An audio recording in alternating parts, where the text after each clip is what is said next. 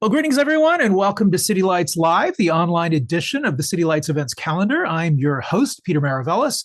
And as always, we are beaming to you from the unceded ancestral homeland of the Ramaytush Ohlone peoples. It is an honor and a privilege to be able to do so. As the battle for women's health and reproductive rights rages on, the cost in women's lives has been and will continue to be devastating. On the front lines to restore and protect a woman's right to health care and the freedom over her own body is a new generation of activists who are following in the footsteps of their predecessors, doing what is necessary and often under dire and threatening conditions to resist the subjugation and the control of women's lives. The book we're celebrating tonight charts the reproductive freedom movement from the days before Roe v. Wade through the seismic impact of Dobbs. It's called Access Inside the Abortion Underground and the 60-Year Battle for Reproductive Freedom. It's published by Avid Reader Press. And we are honored to have with us its author, the award-winning journalist, Rebecca Grant.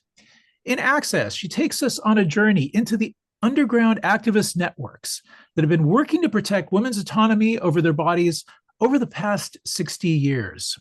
This was and is accomplished amidst extreme legal, political, religious, and cultural oppression. The stories in Access span 4 continents, tracing strategies across generations and borders. Rebecca Grant centers the book's narrative upon those activists who have been engaged in direct action to help women receive the medical attention they need. Oftentimes, the activists in this really extraordinary history resort to things like spycraft, undercover operations, legal dramas. They, of course, experience victories and defeats. And above all, they have a deeply held conviction that at all risks, this is really worth the cause. So Rebecca Grant is a journalist who has spent her career on the front lines of the fight, drawing on expert research and investigative reporting, and told with a deep compassion and care for the humanity of those she writes about. Access celebrates the bravery, ingenuity, and determination of women across the decades who have fought for a fundamental human right and serves as an inspiring rallying cry for the work that lies ahead. Rebecca Grant is a freelance journalist based in Portland, Oregon. She covers reproductive rights and health and justice. Her work has appeared in NPR, New York Magazine, The Nation, The Washington Post, Mother Jones, and The Guardian, amongst other publications. She is also the author of the book Birth. Joining her tonight in conversation will be Nina Martin, an award-winning reporter and editor for the Center for Investigative Journalism. She helps lead coverage of reproductive and gender issues for Mother Jones Magazine and the Reveal Radio podcast. These are, of course, nonprofits, and they can use help. She has held staff positions at numerous national and Bay Area organizations, which include ProPublica, San Francisco and Health magazines, the San Francisco Chronicle, amongst others. She makes her home in Berkeley. So please join us now in offering a warm welcome to Rebecca Grant and Nina Martin. It is such a pleasure and an honor to have you both with us. Welcome to City Lights. Thank you so much, Peter. And Rebecca, it's such an honor to be able to talk with you about this amazing book. It's a really sweeping and important book. And it really, I think, ties together a lot of fascinating history that I kind of knew about, but had really, a lot of those details had forgotten about over the decades. I think revisiting this history is more important than ever now. And in part because it's a book and a history that left me feeling surprisingly optimistic at a moment when there's a lot of cause for bleakness and pessimism. It's really a reminder that pro-abortion resistance and activism has been the story of abortion in this country from the very beginning, even if we didn't call it that, whether we're talking about, women healers who helped pregnant women end pregnancies that they didn't want, or, thinking about herbs that were kind of the earliest version of abortion medications, right? You start your book with a woman named Madame Restel, who was an abortion provider in 19th century New York, extremely open about it, and who eventually, ran afoul of Anthony Comstock, but helped a lot of women in the meantime. And then you also talk about enslaved Black women who, provided abortions on plantations at a time when, when women who had enslaved women who had babies were, those children would be taken away from them. They were seen as chattel.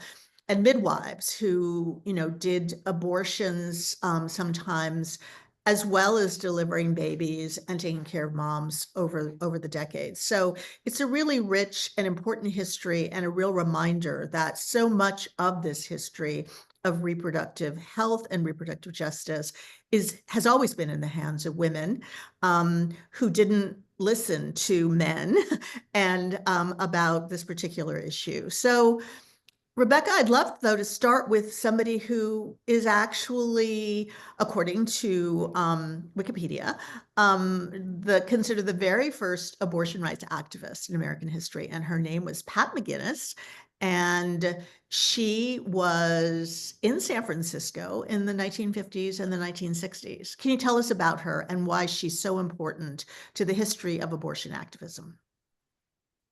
Well, like you, I had been familiar with some of the history, some of it more than others from my own reporting and years on the beat. But Patricia McGinnis was actually someone who I really learned about in the course of doing the reporting and the history research for this book. So certainly she had been on my radar enough that I knew I wanted to include her. But I was absolutely blown away by the activism that she did and how brave and bold and unapologetic it was. And I think that, I sort of, had this narrative maybe in my head that like the things that people were fighting for or they were asking for had kind of steadily become more progressive or more radical over time. And that was such a striking case. Her story, which I will get into shortly, was such a striking case of how, no, that's actually not true. I mean, in the 50s when she started, in the 60s when she got her organization up and running,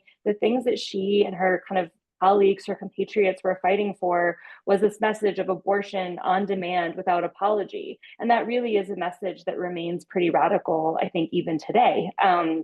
So Patricia McGinnis was a woman who lived a very colorful life, and she, in the course of being a young woman, she had multiple pregnancies that she wanted to end. And she, looked abroad to try to end her pregnancy. And then in one case, she self-induced an abortion, just sort of basically by dilating her own cervix in a way that led her to become really ill and hospitalized. And when the police came to the hospital, she was basically like, yeah, like this is what I did. I tried to end my own pregnancy. And she just kind of continuously argued both that that women should be able to know where to go to end their pregnancies in a safe way, or as safe as they could make it in a time when the kind of, quote unquote, back alley abortion was really a thing that people had to worry about. I mean, there were so many women who suffered from complications from abortions that hospitals had wards called infected OB. And so Patricia McGinnis really saw part of her calling as helping people navigate what could be a shadowy, murky world with a measure of safety. And she believed that women should have the tools to end their own pregnancies if that was the option that they felt like was their best option or their only option. And so she ended up founding an organization. And there was a few names, but I think the Society for Humane Abortion is kind of the one that like is the most perhaps well-known or most lasting. And they did a number of advocacy efforts, including developing what became known as the list, which was really a vetted catalog of abortion providers. Many of them were over the border in Mexico or abroad in places like Japan, but there were also some in the US. And they, through word of mouth, both amassed the list based on women's experiences, and they continued to update it with information around safety. Someone would get struck off the list if they behaved badly or they stole money or their facilities weren't clean or something to that effect. And so it became this map, this sort of roadmap that really spread through word of mouth, but they were also pretty open about the fact that they were distributing this list and what they were doing. And they held classes in the California area to begin with, or in the San Francisco Bay Area to begin with, and then across California and then across the country, where they shared self-induced abortion methods, and the police tried to shut them down all the time, but they were undeterred, and they knew that that information was really powerful. And by the time, I guess I can't remember right now exactly when like the counting stopped, but let's say by the time of Roe, the list had helped something like 11 or 12,000 women access abortion in a safer way than they probably would have been able to otherwise. Wow. Wow.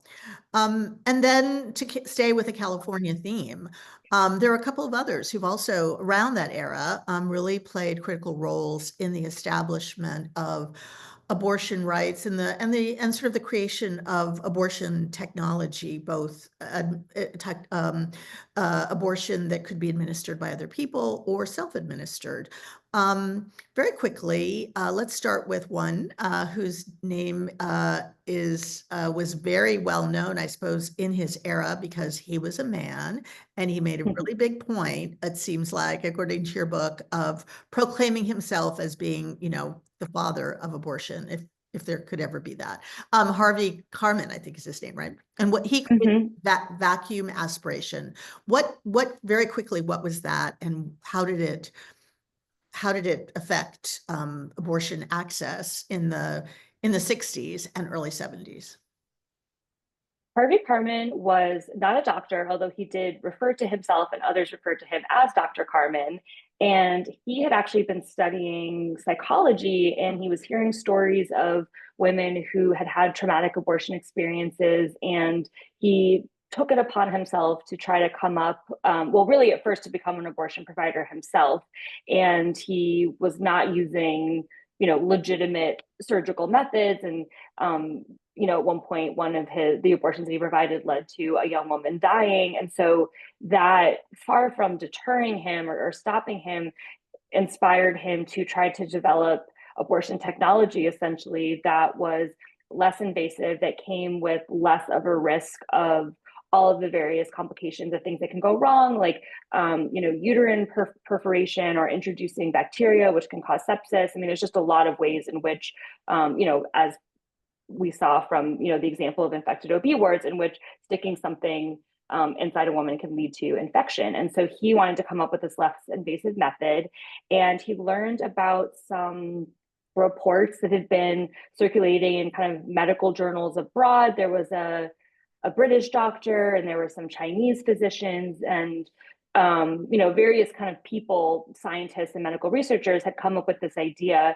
that you could use suction to empty the uterus. And it wasn't originally kind of explicitly thought of as an abortion technique, or if it was, maybe they didn't kind of explicitly bill it that way. But just that basic idea of that if you, were able to use suction to empty the uterus, it would be much less invasive and then thus involve far fewer opportunities to introduce all of these risks. And so what his real innovation was to come up with what became known as the Karman cannula, which was kind of like the little piece of tubing that goes inside the uterus. And up till then, there had been experiments or people had been using metal or really rigid plastic, and his cannula was a softer plastic, and it was more flexible, and it could be disposable, so you could throw it away in between procedures. And so that eliminated what they called like the triple threat. Fewer chance for infection, and it was easier you didn't have to worry about cleaning them in between. But also what this technology, what these innovations meant, was that it was much safer and easier for lay people with a little bit of training to provide safe abortions. And so he was known to feminists in the Los Angeles area as an underground provider that they would sometimes refer women to. And he allowed them to hang around and observe his methods.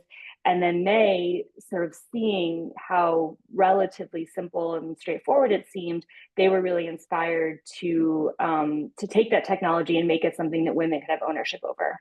And one of those people was another person we want to talk about named Carol Downer, right? Tell us about Carol Downer and what she was.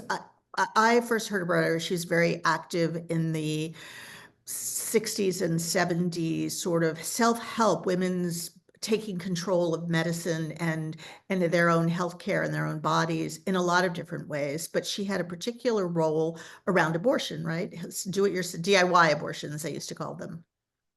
Yeah, and one of the things that I found to be really interesting as, when I was thinking about how to structure the book and what I wanted to include, there were a few kind of core, I guess, feminist networks or organizations like those that we've talked about that I knew I wanted to really highlight. And so Patricia McGinnis and the Society for Humane Abortion, the West Coast Sisters, which became what Carol Downer and her colleagues were known as, and the Jane Collective in Chicago, which were known for having an abortion network in which they provided care themselves.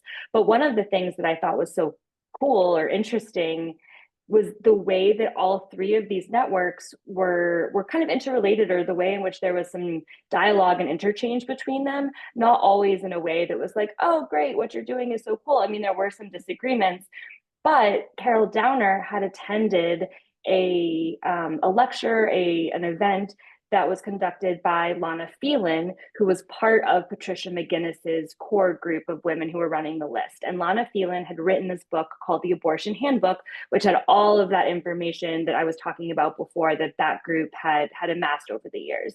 And so Carol Downer went and saw Lana speak, and then she became more involved with kind of their helping with like things like distributing the handbook. And that was part of what inspired her and some of her group women that she worked with in Los Angeles to like, maybe we should start our own abortion clinic. And so they were kind of trying to figure out what they wanted to do.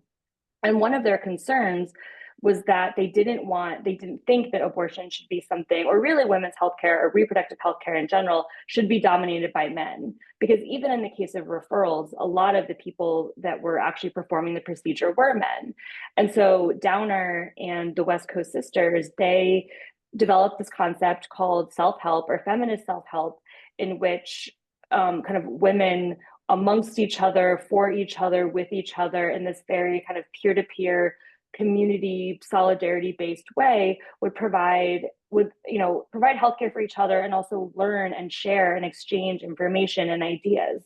And so self-help included abortion, but it also included many other kind of aspects of healthcare, from pregnancy to childbirth. And, I think sort of the very iconic Our Bodies Ourselves book, I mean, that was sort of part of this whole idea of like, women reclaiming the medical knowledge over their bodies, because for so long they had been really separated from that. I mean, male doctors were sort of the keepers of this knowledge. And so I think self-help was really this effort to liberate it. And so one of the things that was interesting about Carol Downer and her group is that they had the device that we were talking about before, the suction device that Harvey Karman had helped develop with the softer cannula.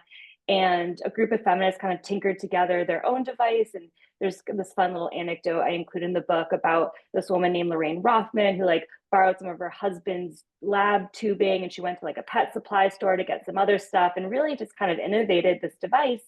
And they called it the Del-M because that was sort of their joke, which was short for dirty little machine. But what they didn't call kind of the use of it, I guess you could say, abortion. They referred to it as menstrual extraction.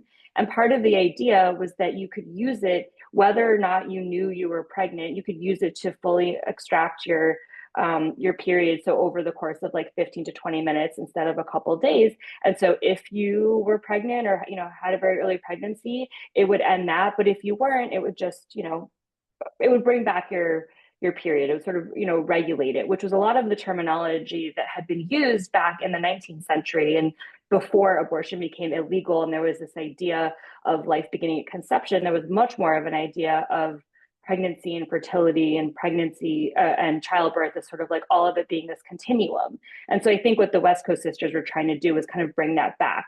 And so menstrual extraction both kind of, I think, was intended to blur some of the lines between, these very firm categories, but it was also meant to be something that was done among women who knew each other and each other's bodies intimately. And so they would meet every month.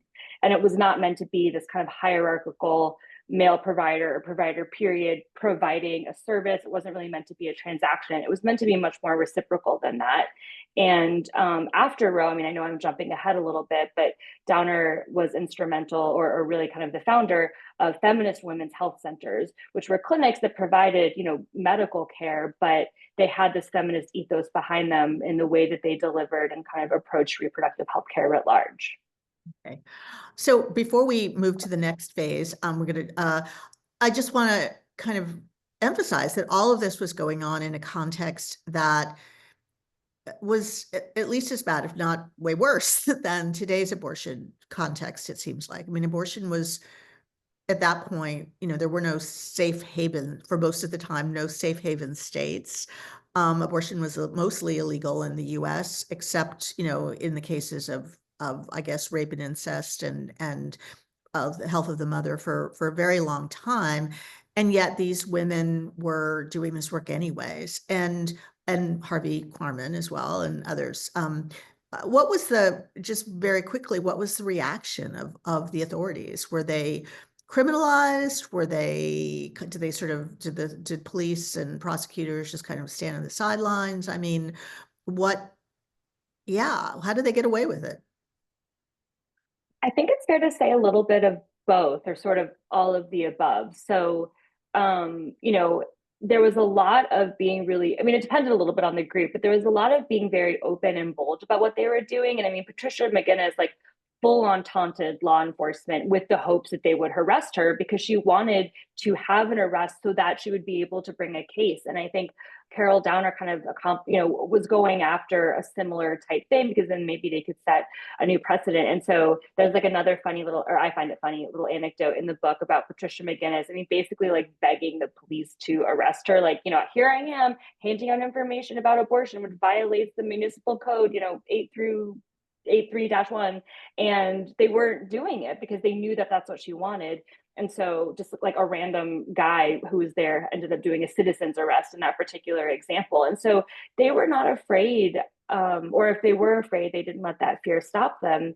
And they were also thinking of arrest as part of a broader strategy. And so that was really striking to me. And I certainly, as I know we'll discuss, saw some parallels with that fearlessness, that sort of moxie, with some of the activists that I profile really closely, starting in part 2 of the book, Dr. Rebecca Gompertz and Vero Cruz. But then in the case of the Janes, they were much more clandestine and secretive about what they were doing. And they did use a whole bunch of spycraft. And, they were ultimately arrested, as was Downer at a point, as was, Patricia McGinnis, as was Harvey Korman. I mean, they all were somehow engaging with the criminal justice system. But at that point, when a lot of these arrests were happening, and certainly, when the Janes operation was busted and raided by the police, Roe was, coming fairly soon. But regardless of what happened in the Supreme Court case, the public opinion, the tide of how people felt about abortion had really started to turn. I mean, a handful of states had already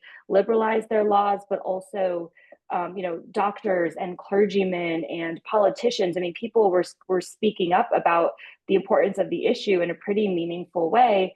And, the Janes have a story about one time a policeman came to one of their house to do some interviews, and they were kind of sniffing around. And ultimately, I don't know that they had any evidence, specific concrete evidence at the time, but the Janes kind of write about how it seemed pretty clear that they believed they were doing a good thing because they knew how harmful unsafe abortion could be. And so certainly they were operating in a criminalized context and they were aware of that, but they weren't going to let it stop them because they thought the work was too important. Let's actually jump to 2 women that you mentioned, 2 incredibly important abortion activists who are not American, Dr. Rebecca Gompertz, who is from the Netherlands, and Veronica Cruz Sanchez, who's from Mexico. It seems very clear that without the, sort of once Roe happened in the US, as you point out, the sort of the pro-choice abortion rights folks just kind of stepped back a little bit. Their work was done, which, here we are. But but abroad, that is not what happened. You had these really amazing women activists, primarily, leading the charge against abortion. So tell us about these two women and why their work matters so much, abroad, but also in this moment. Dr. Gompertz is a Dutch doctor who kind of started her medical career really with Greenpeace. So she simultaneously studied medicine and art, and she was very interested in kind of both of those areas. And she is a free spirit. And so I think that, after she had finished her completed medical school, she wasn't totally sure what she wanted to do. She ends up on a Greenpeace boat on the Rainbow Warrior 2, and they're conducting these boat campaigns to raise awareness about environmental degradation around the world. And part of those campaigns often was to try to interrupt the environmental harms that they saw being perpetrated. And Dr. Gompertz had always really cared about abortion. She'd had some experiences herself, and witnessed kind of the harms of unsafe abortion, particularly abroad. She spent some time in Africa and Latin America. And so while she was having this experience with Greenpeace, she had this light bulb moment of, could we apply this sort of boat idea to abortion care? And part of what was motivating the idea was international waters, the rules, the maritime law around international waters, which state that the laws that apply in international waters are to the boat. Okay, how am I going to say this? Is to the country that the boat is flagged to. There we go. Rather than the country that they might be the closest to. And so international waters often start about 12 miles offshore. And so she was like, if I have a boat that's flagged to the Netherlands, why couldn't I provide abortion care in international waters to women who are living in places with bans? And I mean, that, if you think about it, is a really wild idea. And when she first had this idea and she was trying to fundraise, I mean, she actually came to the US to do some fundraising. And I interviewed a couple of the activists and kind of organizers who are really prominent and still are prominent American figures in the American reproductive rights movement. And they were absolutely blown away. And they thought she was totally nuts. And they thought she was absolutely going to get, murdered or something, because anti-abortion violence was at such a fever pitch in the US. But they also were like, this is so cool. I hope she can pull it off. And so it was just, Rebecca, oh, I'm sorry. Thank you. About? Yeah. I'm sorry. This is really the late 90s. So I think 1999 was when Dr. Gompertz was like trying to fundraise and really get this idea off the ground. And ultimately, she was incredibly innovative and resourceful, and she met with all of this resistance and bureaucratic stuff that was really hard to figure out. And, she built a shipping container that housed a OBGYN clinic that they could get registered, but then the shipping container could get easily loaded onto a boat. I mean, just like incredible amounts of ingenuity. And the first campaign embarked in 2001 to sail to Ireland. And they didn't actually provide abortion care on that journey because of some kind of regulatory challenges that, Dr. Gompertz wanted to go full steam ahead, literally, because she was pretty sure that they were in the right. She had talked with all of these lawyers, but the local activists, many of the local activists in Ireland were concerned about, the whole point of it was that it wasn't violating the law, that it was creatively exploiting these loopholes. And so then in 2003, Dr. Gompertz did a campaign to Poland, and they successfully provided medication abortions at sea. And, in addition to the direct provision of abortion care, the amount of media that these campaigns kicked up was, it was global. There were headlines everywhere. I get it. I'm a journalist. I wanted to cover this. It's exciting. And so that was also part of the strategy, right? It was really to raise awareness and draw attention to both the existence and availability of and safety of abortion pills, and to kind of the unjustness of abortion bans. But because these boat campaigns were so time intensive, they were so labor intensive, and ultimately they only kind of each time provided abortion to maybe a dozen women if they were lucky, Dr. Gompertz really wanted to figure out a way to provide abortion care at a much larger scale, at a global scale. And so that led her to launch Women on Web in 2006, which was the first global telemedicine service for abortion care, which since then has shipped, over 100,000 regimens of medication abortion to people all over the world. Wow. So telemedicine, she basically invented telemedicine. I mean, not just abortion telemedicine, but telemedicine more generally. It seems like was maybe maybe an idea in some crazy person's brain back in 2006, but really not a thing that happened until this seemed really possible until the abortion context. And the abortion pill obviously had been invented at that point and was legal in a lot of places, including in France, including in the Netherlands, and that made that possible. So Veronica Cruz, said, what about her? I think it's really interesting also just to step back and note that we're talking about like the bans that are being affected are bans that are being challenged in Europe, and then again in Latin America, are bans that are in place in very Catholic countries, right? Very so there's a lot of religious opposition and a lot of cultural religious opposition and stigma around abortion in those places, in addition to this that reminds me of the South right now, or parts of the US. But so Mexico, let's talk about that, a place where abortion was pretty illegal when she got started. Yeah, and Vero got started right around the same time as Dr. Gompertz did, focusing on abortion. So Vero was a community organizer. She was an activist. She had done a lot of work with rural communities in her part of Mexico. She's from Guanajuato, which is a state in central Mexico, and it's known for being pretty conservative and Catholic. And Vero, she would meet with people with women who were in these rural communities with really high rates of cervical cancer. But then it turned out that part of the reason was because their husbands didn't want them to go to see male gynecologists. And her orientation wasn't necessarily starting from a place of an interest in reproductive rights, but just inevitably through her work with women in her community, just saw kind of all of these problems that often could be boiled down to, to misogyny or to discrimination. And so violence against women was another, gender-based violence, another issue that she really organized pretty actively on. And in 2000, the state of Guanajuato, where she's from, already had a rape exception to its abortion ban, but the legislature was considering or moving to get rid of that exception. And so Vero and a group of feminist activists that had been meeting around kind of in the city center, they were not going to let that happen. And they formed a group. They called themselves Las Libres, which means or translates to the free ones. And they were part of the organization of organizing the opposition to this law that had, street protests. And, they were ultimately successful. The government backed down and they prevailed.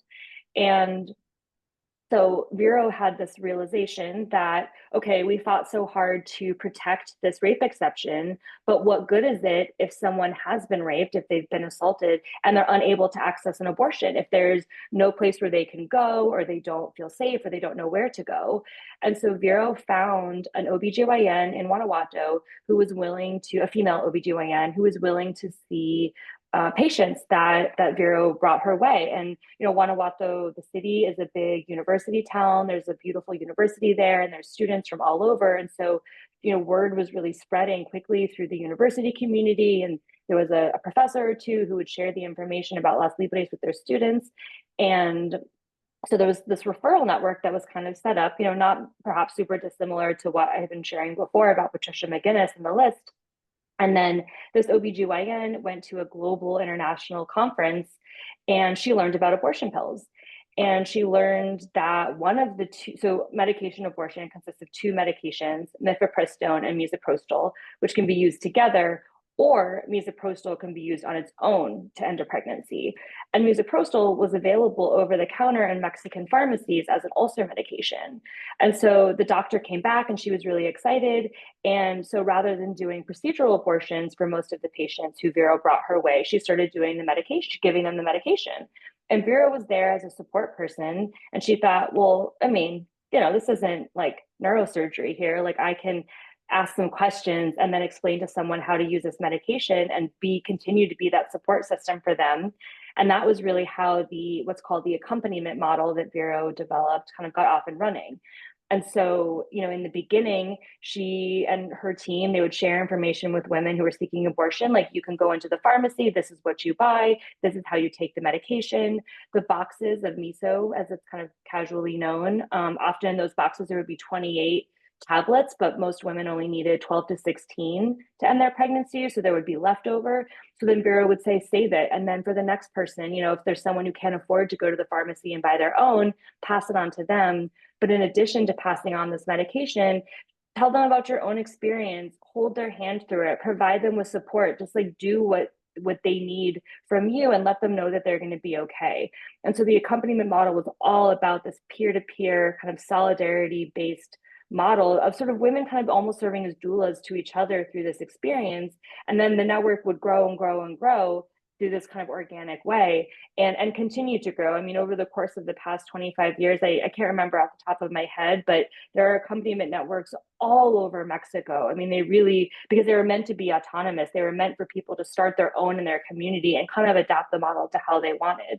And then when Dobbs happened, or really, I should say, when SB 8 happened, the kind of quote unquote aid and abet law in Texas, Bureau said, well, you know what?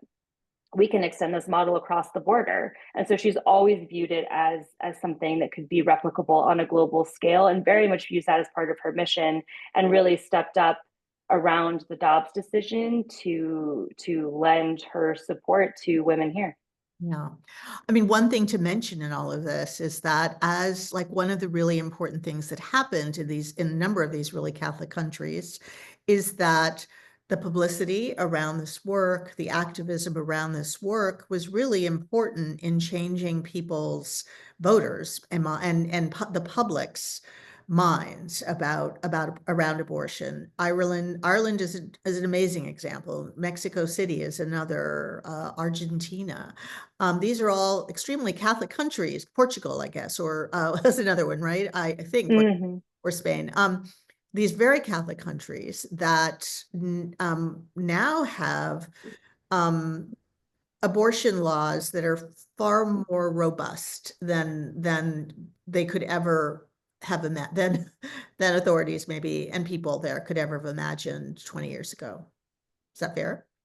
Yeah, absolutely. And I read a lot of books as part of research for this one, but there were two by academics that really informed how I was thinking about the kind of political impact of these types of kind of pill networks. One of the books is Abortion Pills Go Global by Sydney Culkin, and the other is Abortion Beyond the Law by Naomi Brain. And in those books, there's sort of this concept that's introduced of transformative illegality. And that's the idea that through illegal actions, by challenging and subverting the law, you can lead to political change. And so in some ways, it's not all that different from the way that like civil disobedience can function or did function during the civil rights movement. And so part of what I think is so fascinating about abortion pill kind of networks, especially when they're operating either in a legal gray area, through some sort of a loophole, or explicitly illegal, or they're not illegal, but they're still operating outside of the traditional kind of institutional pathways, is that they're functioning both to provide people with the abortions that they need. I mean, that's a very direct action, but they're also functioning on this other level to subvert laws that they see as being unjust. And so that undermines the efficacy of abortion bans. It undermines the idea that the government can or should have any role in saying what people do with their bodies. And so I think that, they're really effective in that way. And partly because of medication abortion and how radical that was, or sort of how revolutionary of a technology it was, it meant that illegal no longer had to be the same thing as unsafe. And then kind of inversely, which is the situation we really had and have in the US, just because abortion was legal didn't mean that it was accessible. And so I think that a lot of what these pill networks were doing was kind of also challenging the existence of abortion bans. And so you mentioned Ireland. Dr. Gompertz, over the course of the many, many, many years that she was running Women on Web, data collection and research and, kind of collecting demographic data and tracking outcomes was really important to her. And she collaborated with a number of researchers, including, I think, most significantly, Abigail Aiken, who works out of the University of Texas. But they collected all of this data on the safety of telemedicine abortion, because if someone said, oh, that's not safe, like surely it's not safe to do a consultation online and mail someone pills, well, they wanted to be able to say, well, here's this study published in this very elite, well-respected, peer-reviewed medical journal that says otherwise. And so in the case of Ireland, when in the Republic of Ireland, when their legislature was discussing repealing the Eighth, which was an amendment that, kind of basically said life begins at conception and incorporated an abortion ban into the Constitution, Dr. Aiken was interviewed and shared her data.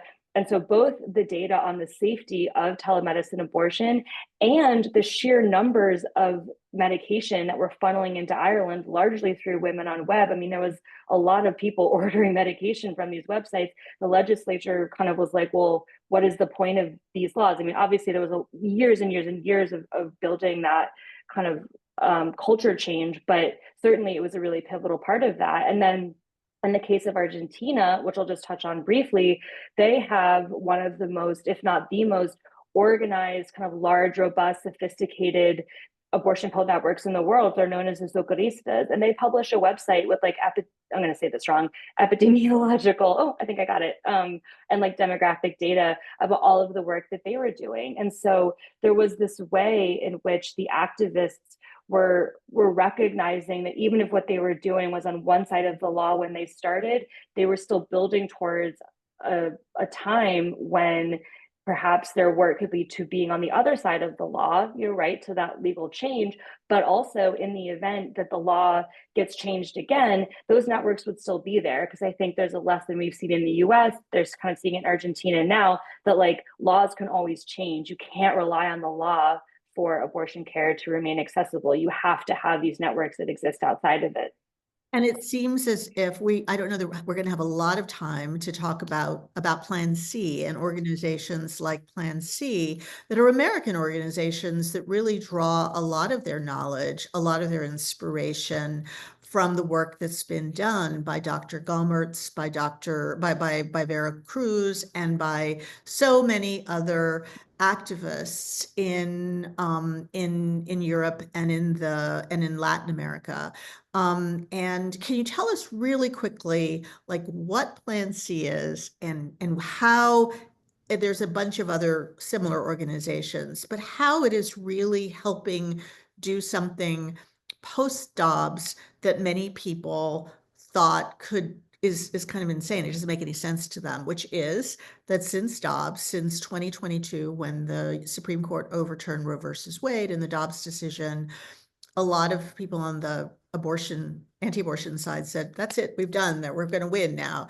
And yet abortion has actually gone up since Dobbs in the US because of abortion pills and because of innovations like what Plan C brought us. So can you tell us really quickly what it is and how it's revolutionized abortion care in the US at a time of extreme bans throughout much of the US?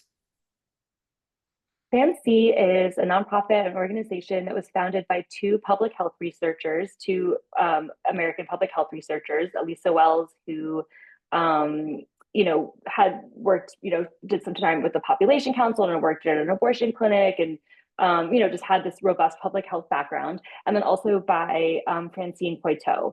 And the two of them were doing a research kind of evaluation project for the MacArthur Foundation, where they were studying, I believe it was postpartum hemorrhage in parts of sub-Saharan Africa, because misoprostol can also be used as part of care as part of childbirth, right? Because it was an ulcer medication, it causes contractions, so it can also be and is an actively used medication for people who are experiencing a postpartum hemorrhage. So the two public health researchers, they were in Africa, and they tell the story about being in the Ethiopian highlands, really rural, really remote, very kind of underserved area in terms of health. And they were curious whether it would be possible to just buy medication abortion in local pharmacies.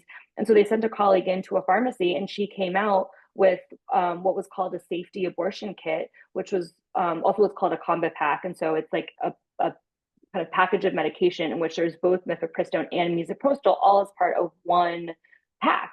And even in the US, we don't even have those legally now. Like you have to, there's the mifepristone and the miso, and they are packaged separately. It's not one product.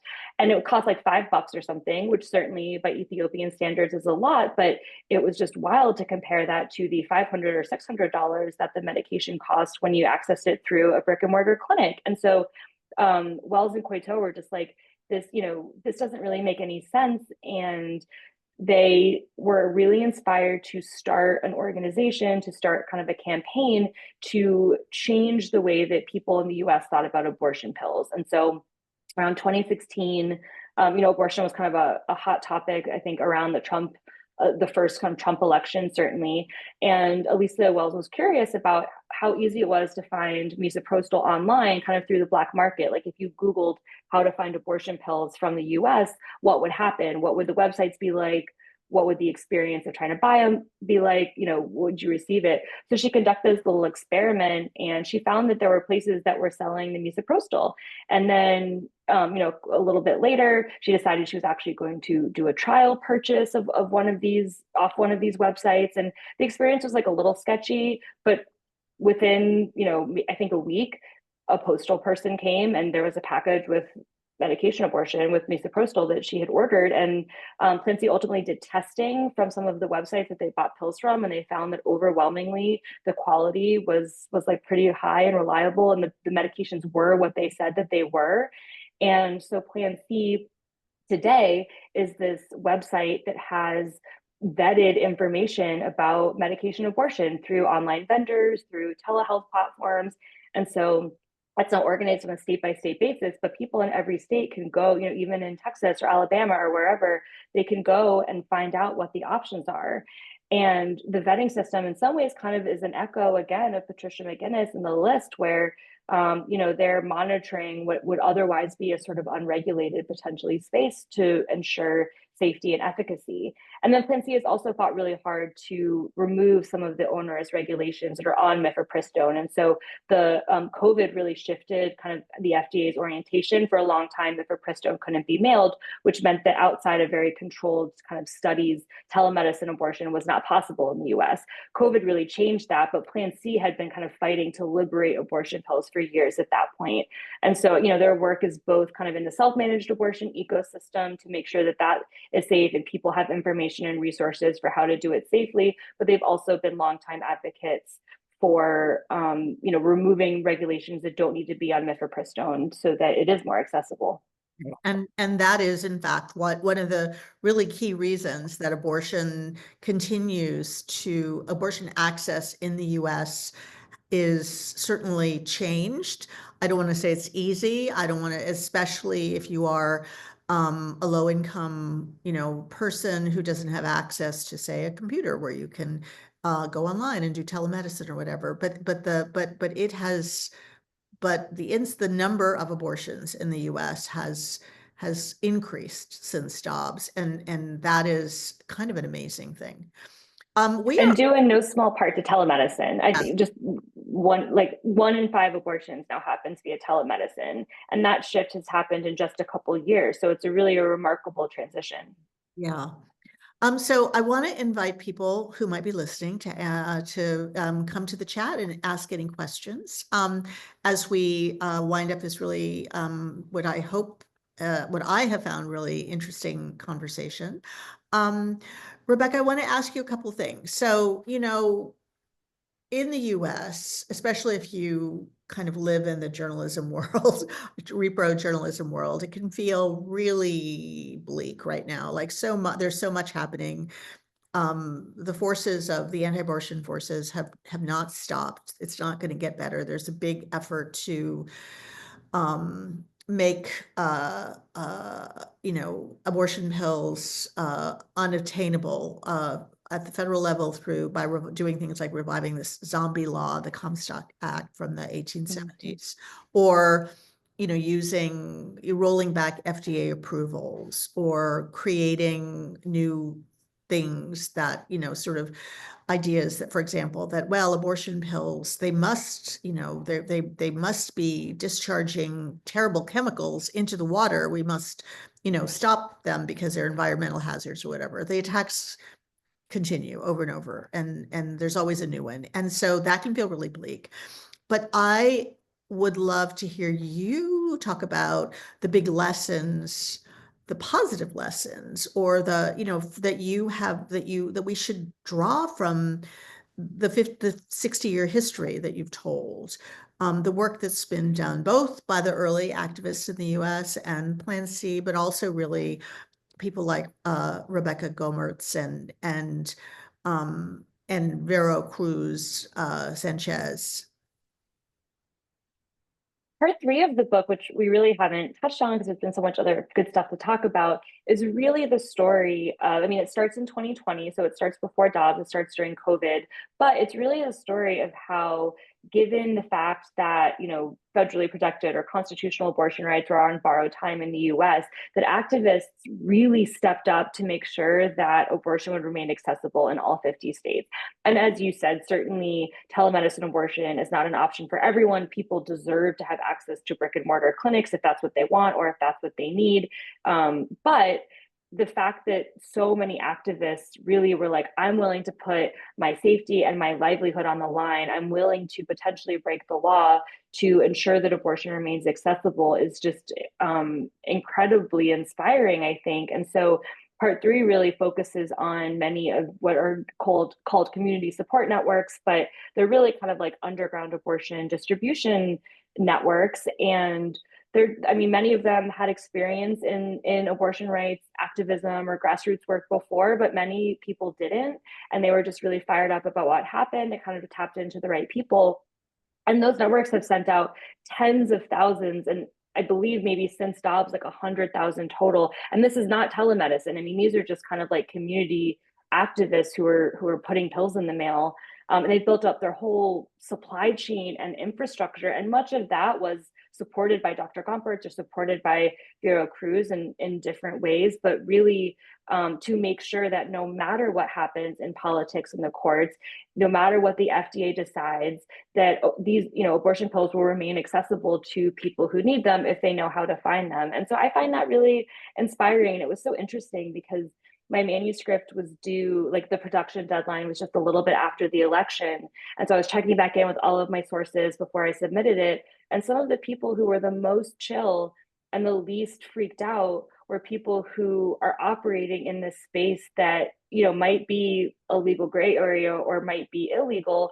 But it was because I think their security protocols are like really tight. So I think they felt confident in those, but also because they knew that it would be really hard for their work to be affected because they're not subject to what the FDA does or what Congress decides or whatever an executive order is, right? I mean, they're just doing their own thing.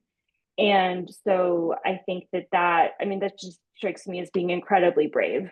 There are people who are flying abroad and smuggling abortion pills back in their suitcase. And I think, I followed one source kind of on that journey, and she gets freaked out every time she goes through customs, but then she goes back and does it again, like 2 months later, even after telling me she's never going to do it again. But then she does it again. And so all of that is just remarkable to me. And then I think the other thread that we really haven't touched on, but that I do in the book, is abortion funds. And so abortion funds, their work is fully legal, fully above board, and their role has certainly evolved some in the wake of Dobbs. I mean, the need is much greater, but abortion funds really have been around for decades to bridge the gaps between kind of the laws and what the rights say and between access. And so for a lot of abortion funds, like Dobbs did change the landscape, but ultimately they were already operating in a context in which a lot of people couldn't access abortion at a brick and mortar clinic. And the way that they have stepped up to ensure that people are able to get the abortions they need is pretty remarkable. I mean, I think twice as many people, I believe, traveled for abortion care in 2023 as did in 2020. And so something like now, I think it's one in 5 patients maybe travels out of state for abortion care. And they've distributed tens of millions of dollars in abortion funding and in practical support. And so, I mean, they always need more money, and there's always a funding crunch because the need is so high. But the fact that abortions have gone up since Dobbs, and that statistic does not even include self-managed abortion, I think is just such a testament to the remarkable resilience of activists, of reproductive justice organizations, of people who are on the ground and at the grassroots level and underground, to make sure that, no matter what happens, abortion will still be accessible. Yeah. Again, I'm not seeing any questions in the chat, but if anyone who wants to jump in and ask a question, we'd love to do that. Okay, so here's one. Could you address the importance of cross-border communications between activists in different countries?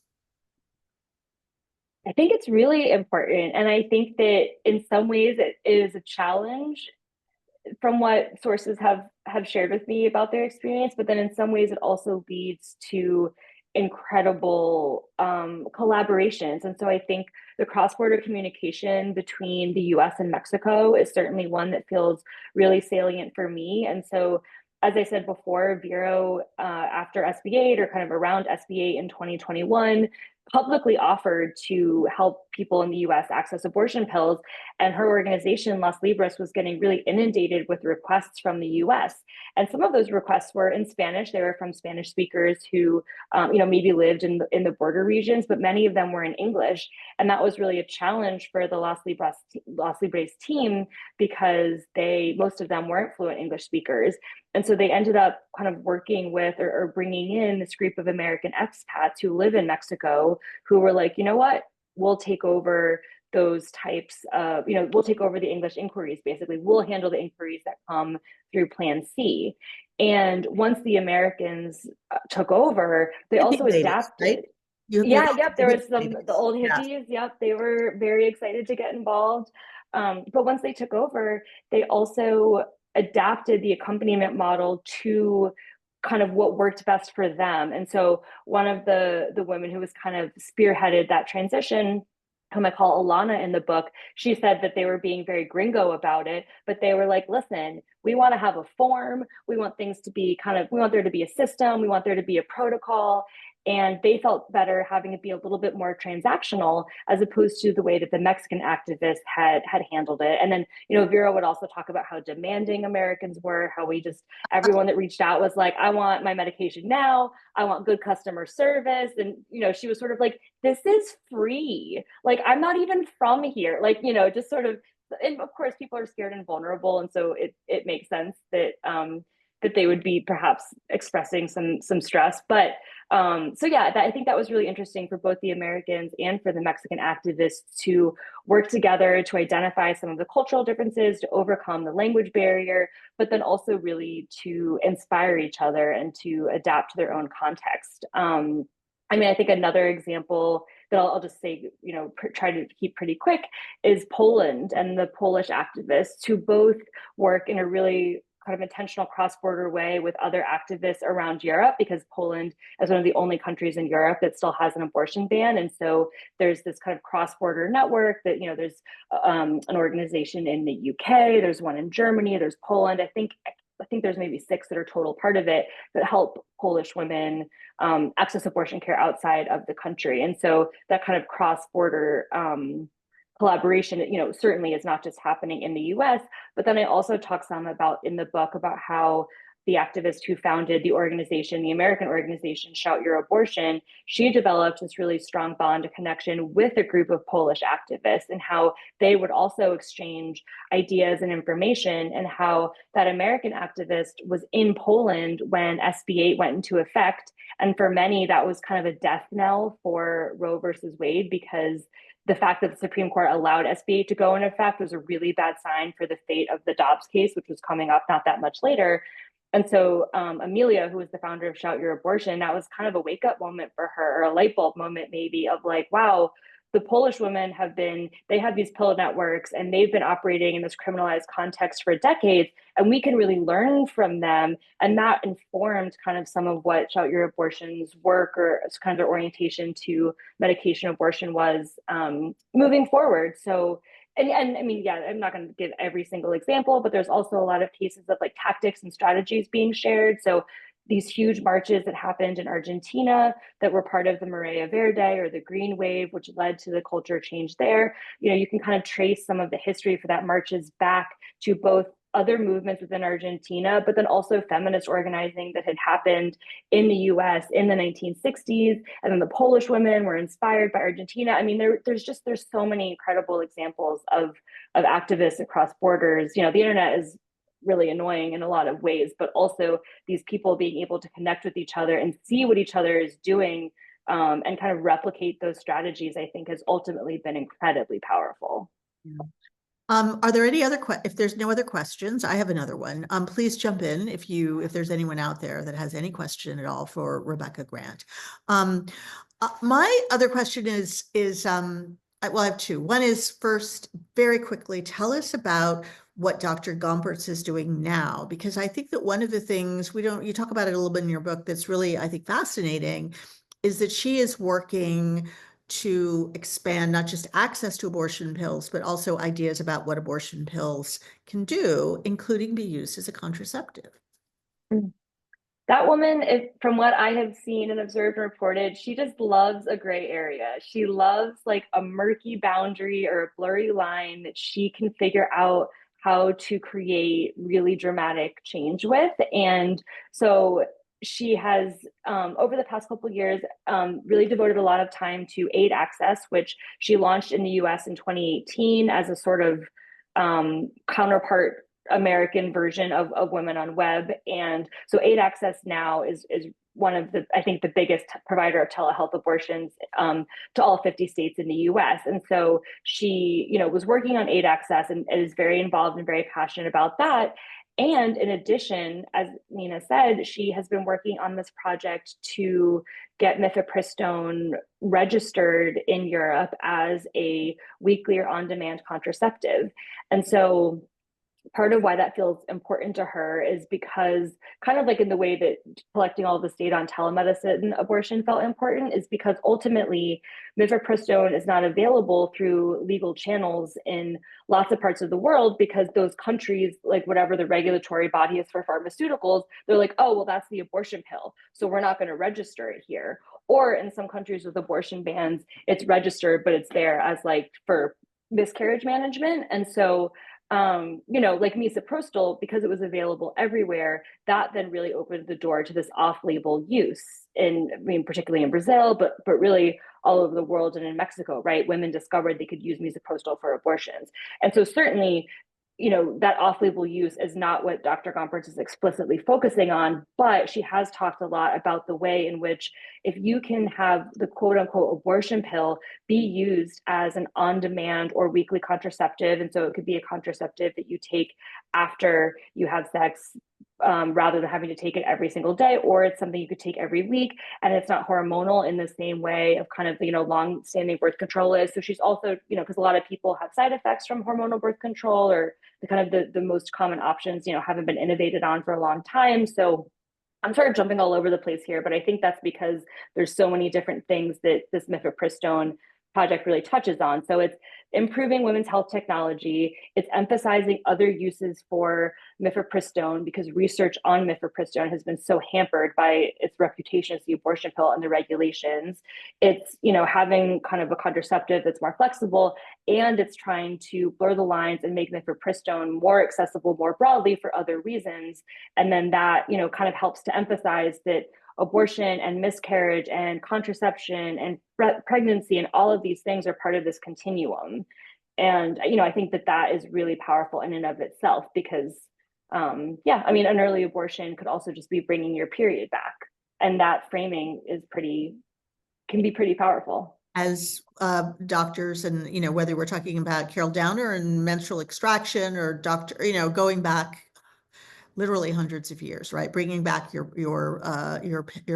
period, whether you're pregnant or not, just making sure you have a regular period is in fact kind of what abortion used to look like for a lot of people. So here's a question. I'm curious if you could share what one or some of your the most challenging parts of your reporting experience was as you were working on this book. Especially given that international cross-border reporting on these issues can be really sensitive and becoming even more so. Certainly the protecting my sources and kind of navigating the dynamics of my access to them was one of the most, if not the most challenging thing. And so, particularly in part 3, as we've been talking about, I'm focusing a lot on people who are currently doing underground work. And so both finding access to those sources, that was a challenge in and of itself. But once I had gained access to some of those spaces and those folks had agreed to talk with me and they were interested in participating in the book, those conversations about what's on the record, what's off the record, what's okay to use as an identifier, like how specific can I be, were just, they were fluid, they were dynamic. Not everyone would agree. And there were certainly cases where, I'm reporting on like one thing. And let's say that one source says, well, I'm comfortable with X, Y, and Z being on the record. But then another source would say, well, I'm only comfortable with X. And then I kind of had to triangulate. And so wanting to have this information be out there and follow these stories that were incredibly compelling, while also doing everything that I could to protect my sources and to not make them feel like they were exposed or at risk in a way that would put their safety at risk or the safety of their patients. That was just incredibly hard. And I like to think that I did a good job, and I've heard from many of those sources that they were happy with the way, kind of how things turned out. But I was really, really anxious about that for a long time. And like I said before, like after the election, there were things that had been on the record that moved off, or kind of maybe like a very small character, but someone that I had to take out, or rather than saying this person lives here, saying they live in a much broader kind of radius. And so I really was adjusting some of those elements, up until the last possible minute, until the manuscript was sort of pried from my hands.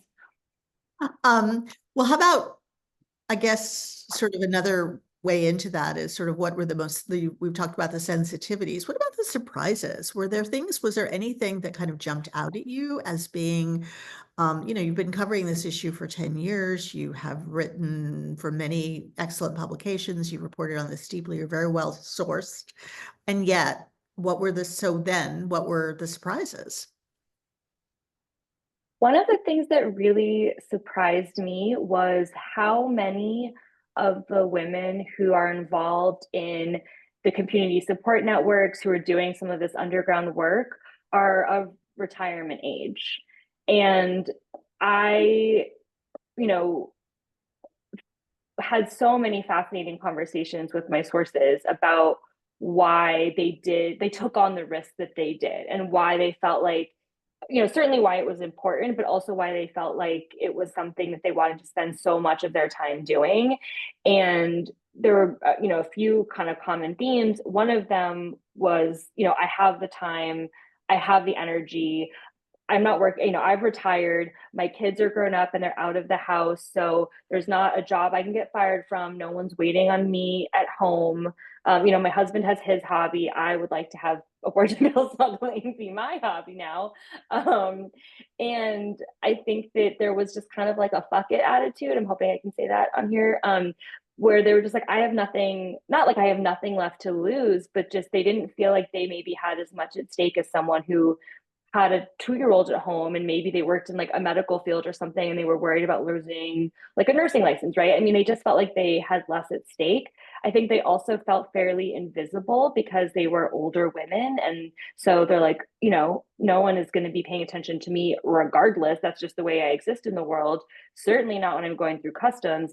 But if I'm going through customs and I have all of these like mysterious medications in my bag, I can just be like, listen, I have some like weird old lady ailment, and you customs TSA man don't want to know anything about that. And they just, they felt like it was this cover almost that they had, which I found so fascinating. Love And then that. of course, I think because of their age, they had these really clear memories in many cases of life before Roe. They knew people who were harmed or affected by abortion bans, or they were affected by those abortion bans themselves. And so I think the anger of something that they had fought so hard for, then being stripped away, the idea that their daughters or granddaughters had fewer rights than they had, I think was just incredibly galvanizing. Yeah, yeah. No, I can understand that. I think also the feeling that I have felt as being somebody who's closer to that age than you are is I still have a job, but I'm not retired, but is grief. It's just a sense of anger, Mm. of grief, and really feeling that what's happened in this country and what the world is that we are leaving to generations to come, including in my case, I have a daughter, is really heartbreaking and enraging, but also heartbreaking. There's a follow-up question here about the sensitivity issues. Mm. That you were talking about. Did anything change with your sources or with the book? You mentioned that some people, a few things kind of might have changed a little bit. But with the change in administration, so as you say, you were putting the finishing touches on the book when this enormously huge thing happened with our election. Yeah. When I, signed the contract, I was really starting to work on the book in earnest. It was 2023. And so certainly I was aware that there was an election and that by the time the book came out, we would know what happened in that election. And so my editor and I, not only for that reason, but certainly that was one of them, felt like it was really important that the book felt kind of a little timeless or universal, that it wasn't just going to be capturing this particular moment because things change so quickly, but that it was putting this moment into a much broader context, both in terms of history and time, but also in terms also in terms of geography. And so that was part of why, when I was first thinking of the scope of the book, history was not going to be as significant of a component, but that ended up, really through the brilliant guidance of my editor, being really important because it meant that when the election happened, depending, kind of regardless of what happened, this was a much bigger story. And so the whole time I was reporting and structuring and writing and doing all of this stuff, I was really trying to think of it and approach it in a way that meant that not that it wouldn't matter what happened in the election, because of course it would, but to make it so that it stood up and was just as relevant regardless of what happened. And I think the fact that my sources, many of them, especially in part 3, as I said before, are operating in this context in which what happens in politics and the law doesn't affect their work. They're not operating inside FDA channels, et cetera. They're not operating a brick and mortar clinic that's subject to regulations. It meant that, again, regardless of who won the election, they were going to keep doing what they were doing. Because even if Kamala had won, that doesn't mean that abortion rights are going to be restored overnight, right? Who knows if and when that will happen. And so it really didn't, the election, it's not to say that it wouldn't make things worse or hasn't made things worse, but the need and the place and the role of these networks was going to last no matter what. And I think one of the important lessons is that you need, even if there's an abortion clinic in every county, there's probably always going to be a role for these networks that are operating outside of the law, because they can function as a really important stopgap and sort of like an accountability measure almost. Like it means that abortion can never be taken away because there's people who will refuse to let that happen. And so 30 seconds, last question. Yeah. Okay. And that is call to action. Like what, here we are, a lot of people are feeling, I hope inspired by the work that other people have done, but also maybe not in a position to smuggle pills across the border or go to Mexico or go to the South and do that. What if you, for people when they say, well, what can I do? I feel hopeless. What can I do? Is there a thing you can point them to very quickly? I think the fastest and easiest and quickest thing I always say is to donate to and support abortion funds, because they are active in all of the communities. They're talking with patients. They're helping them figure out how to get the abortions they need. They're spending as much money as they can to help people travel out of state. And they're just doing incredibly important work, and they're really chronically underfunded for how much demand there is. And so, certainly I could talk about this forever and I won't, but I do think that supporting and even your local abortion fund. I mean, I live in Oregon and Portland, which is super progressive, but we're next to Idaho. And so even though our state laws are great, if I'm supporting my local Oregon abortion fund, that's also helping people in Idaho who live in one of the states with the strictest laws, right? And so you can support abortion funds in a place with really restrictive laws, but you can also support a fund in the state where you live, and that still is ultimately going to help everyone. So I think that's my shortest possible answer. Abortion funds, no shade on Planned Parenthood, but so much of the money has been sucked up over the years by the huge abortion organizations, of which Planned Parenthood is kind of emblematic. And that work really needs to be is being done by smaller community groups, and they need your money. So that's a great one. Well, that's a really great place to end. Rebecca, it's been such a pleasure to talk to you about this, to hear your stories, to read your book. I urge everybody to read this book if you care at all about this issue. It's a really good book. And I read a lot of abortion books, especially recently. And I have to say, the story, I was riveted by this. I kept going. One more amazing group of women or activists. So it's a real way to kind of bone up on the history, but also come away with a burst of hope. And so thank you for that. Thank you so much, Nina. I really appreciate it.